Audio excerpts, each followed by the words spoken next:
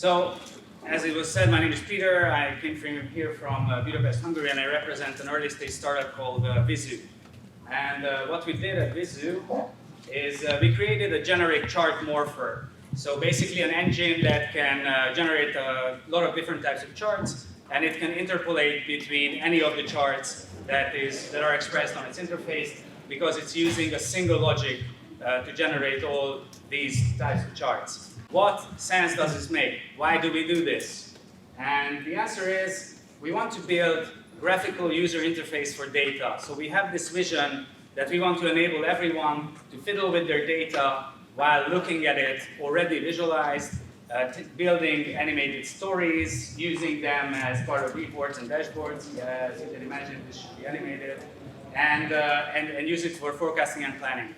So we had to focus first on one of the use cases. As I said, we're an early stage startup. It's the 3 founders full-time. We haven't built the whole thing. And we also had to first build interfaces around the engine that enable people like yourself to build stories. So instead of enabling everyone to build animated data stories on their own, we now enable people who can code either in JavaScript or Python to build data stories by coding. And also, it's a new integration with Streamlit. That's what this presentation is about, where you have the chance to actually use it for dashboarding and reporting. I'll get back to that. I'll get to that very soon.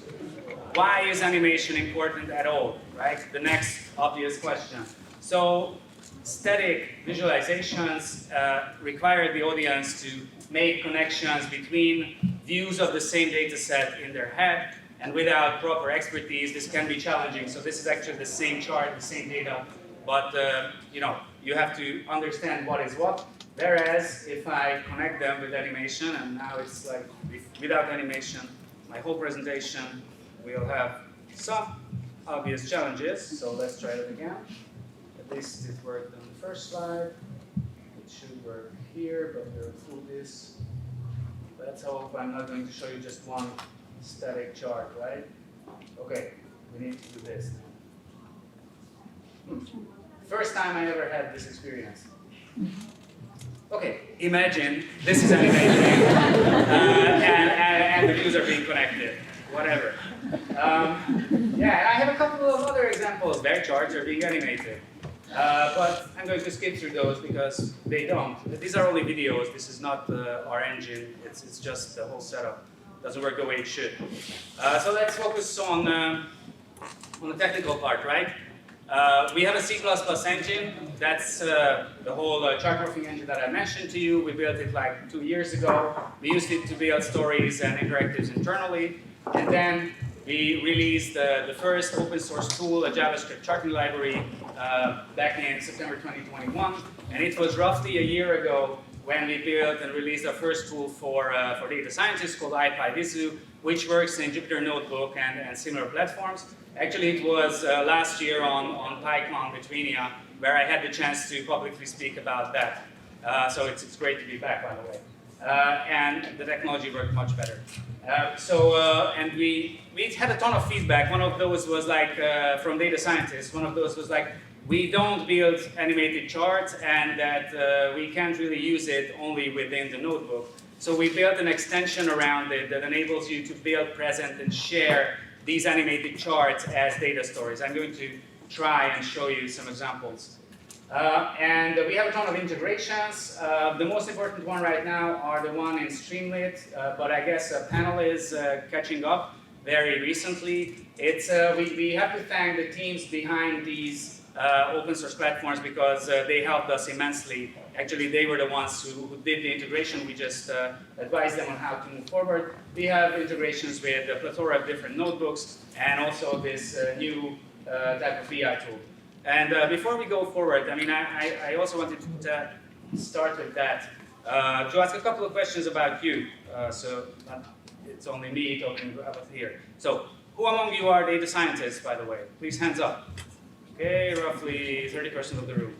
How many of you have to present insights to non-data scientists, so people without like an analytical background? The same amount of people? This is a sensitive one.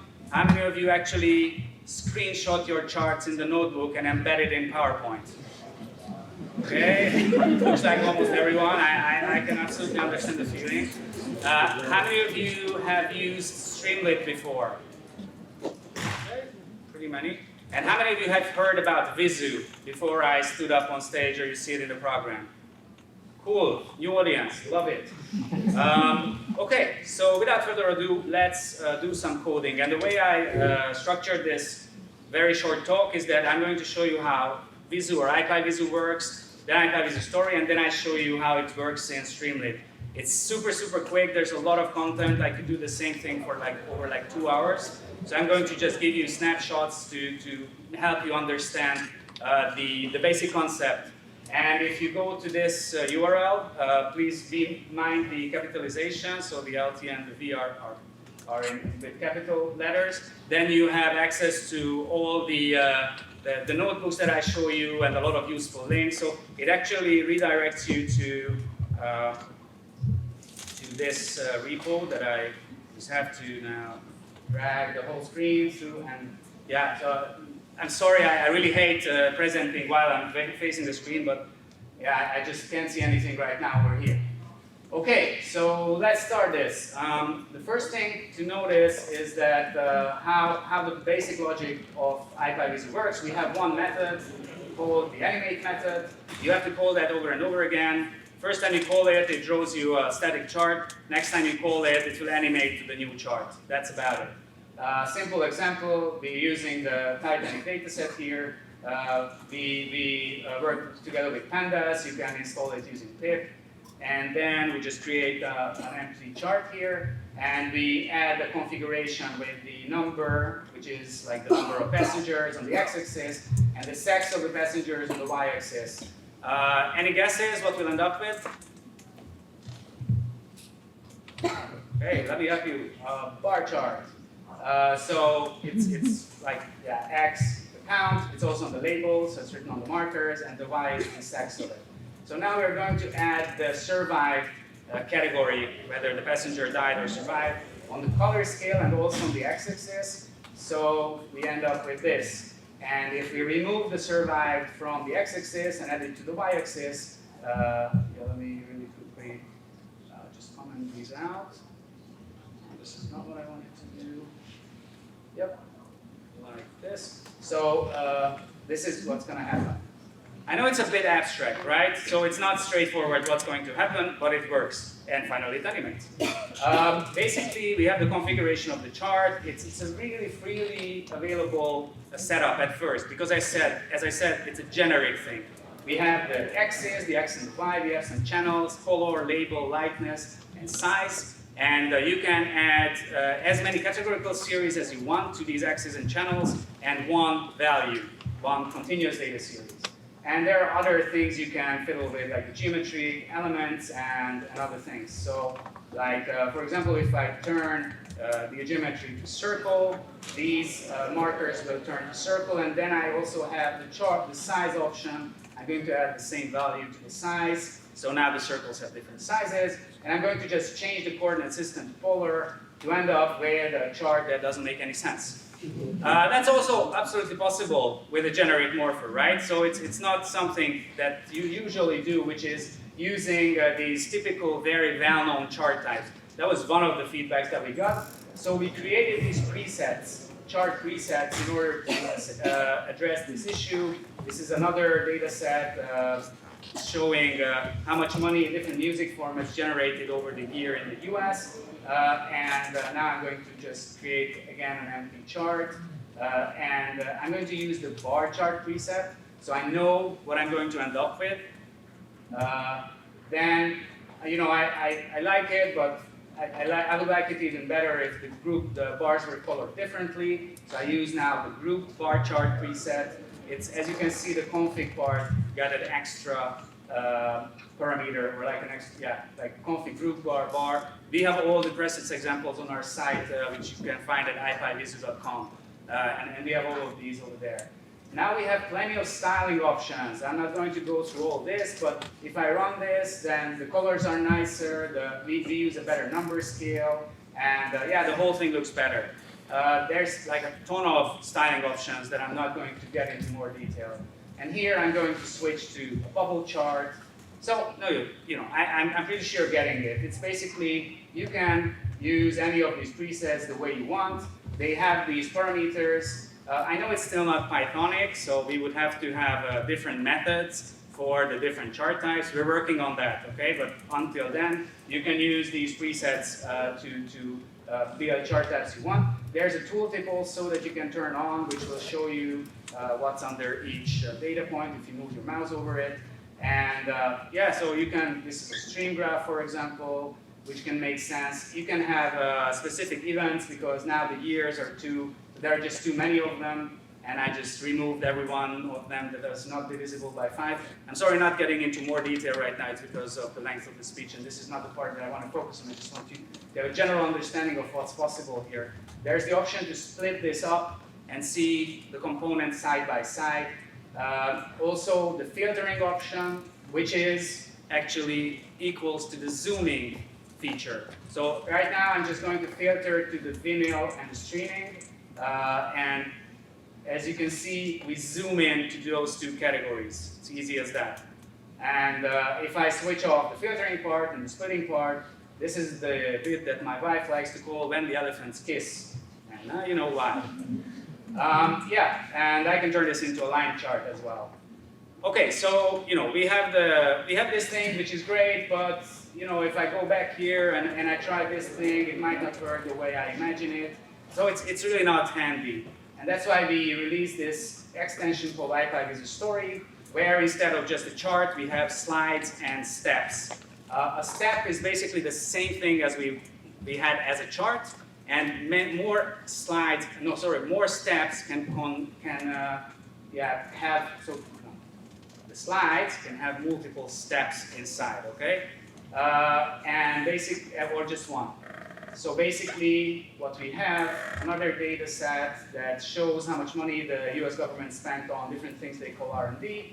We set the styling here, and it looks like it should be around this cell first. And when it's done, there we go. Which takes a lot longer than it should. Yep, here we go. Now we have the style object ready, and we create a story now instead of just a chart. And basically what we do is we create a slide, and within we create a step. And then in the step we have the same thing, a filter and the stacked area chart, and then we add that slide to the story. Then we do the same with the second slide, and if I run this cell, I'll end up with this. So a fully fledged presentation within your Jupyter notebook. You can now go back and forth between the views that you just set with the code. And the logic is pretty much the same as you saw before. I just remove, then again, every year that's not divisible by 5. And here I'm adding a slide that has multiple steps. So I create an empty slide, and I call the add step method. And yeah, let me just quickly create some other slides to show you how it works, and then we'll move on to the Streamlit bit. So here you go. And we have the full screen option. So yeah, this is what we originally saw. You can actually use a clicker to move back and forth between the slides, or your keyboard buttons, page up, page down, whatever. Now we split it up to show the components side by side. We add the defense, so zoomed out a bit, which is creating context. We show the share of the components. We can switch back and then zoom into the first and the last bit to try to show how the values changed over time. And then just regroup the elements in a way that you can do the same for the components. Pretty straightforward, right? I didn't have to, I just told you what's happening, but even without that, it would have been very obvious. That's the power of animated storytelling. That's why we think it can make a difference. Right now, you still have to invest your time into learning how Ipyvuzzu works and building these stories step by step, but it's at least there. So, we're trying to progress. We're working like step by step. Now, this is once again a thing that shouldn't have happened. So there's actually Streamlit. Some of you know Streamlit. There was a presentation about it just 30 minutes ago. it's a way to build web apps with PyCon. That's enough to know. I'm pretty sure you've already heard about it. And basically the way it works is that first we have here, I just have to reset the sizes once again because actually what we are looking for here is this. So here is the app that I built. So we have to thank Zachary Blackwood. He's a senior data scientist working for Streamlit because he's the one who actually built an integration, a bidirectional component of Vizu into Streamlit, or Ipyvuzzu into Streamlit. And the way it works is really simple. I hope you can see the code, but it's basically, maybe you don't, so let me just try and zoom in. You have the configuration of the chart. You have now a new object, or Vizu chart, that's what he created. And then you have, you add a data frame, whatever. And then you animate to the configuration. And when, with this checkbox, I say swept, then it will animate to a different configuration. That is it. So you have animated charts that work in, like together with these interactive widgets of Streamlit within Streamlit. It's also a bidirectional thing, so you can also get data out of it. So if I click on any of the bars, it's going to show the value of the click bar here down beneath. There are actually obviously other parameters you can read out. Some other, how much time do I have left? 5 minutes. 5 minutes, yeah, thanks. So I'll give you a couple of other examples before I finish. This is just a slider, a very simple control that you can add. And what I do here is I connected it to the filtering part. So it's basically, you see, it's here. So the slider picks a year, and then in the filtering bits, sorry, I just can't see it through here. Come again? 19. Yeah, thank you. So it basically just adds the year that was selected on the filter, meaning that this is a bar chart and you can switch between years any way you want. It's the music data set that you already see, so like how much revenue the different music forms generated. It's ordered by value, so it's like a racing bar chart, but you can switch with the slider on your own. Another one is called, it's a drill down example. It shows the interactivity that Zachary implemented. So right now in this example, if you click on any of the bars or the columns, you will just zoom in onto that. There are plenty of other examples, and we are actually looking to get more sample context, more sample apps. So if you're willing to build some or just help us build a proper documentation for this, because this is all very new, we'd be super happy if you help us out with that. But let me give you the most important and most interesting and intriguing use case, which is to build a proper explorer or a proper report, if you will. This is again the music data set. I can change, for example, the years that are being shown. I can adjust the value for inflation. I can switch from revenue to volume. I can add more. I can group them by format instead of year. I can sort them by value, like all by clicking around and using these interactive widgets. And I can add more formats, which is great, right? Anybody with a basic understanding of what a radio button does would be able to use this. They still need you to build this for them, but after that, you can just hand it to them and they can freely explore their data and they will understand what they changed because the change will happen in an animated fashion. And even more so there's even an addition to that, I have this download story button. It's an even easier or like earlier implementation. It's just something our developer very recently did. And here I am having an Ipyvuzzu story containing everything that I did. So all the changes that I made on the Explorer are available now as slides in an Ipyvuzzu story. So if a user comes and explores the data on their own and finds something interesting, they can actually share how they got to that point or what was important for them. They can just stand up in front of other people like I do now and present it. And if there's an additional question, they can still go back to the Explorer and explore further. This is actually the first example where this new paradigm that I mentioned in the beginning, visual data exploration, shows its power, so that the story, the visual story, is just a byproduct of the exploration, instead of the old paradigm where you analyze your data and then when you're finished, you start building charts and a presentation. The presentation is automatically there as a byproduct of the analysis. You can expect more features like this from us and more examples, but most importantly, we need your help. And because we're a small team and we're a startup, and yeah, basically if we want to make this happen, we need other people to help us out. And these are all open source, so if you have some time to contribute, I'd really love to have that. Right now, before we go to the questions, I have just one thing to ask. Go to this and fill that short survey that is there. It only takes 2 to 3 minutes of your time.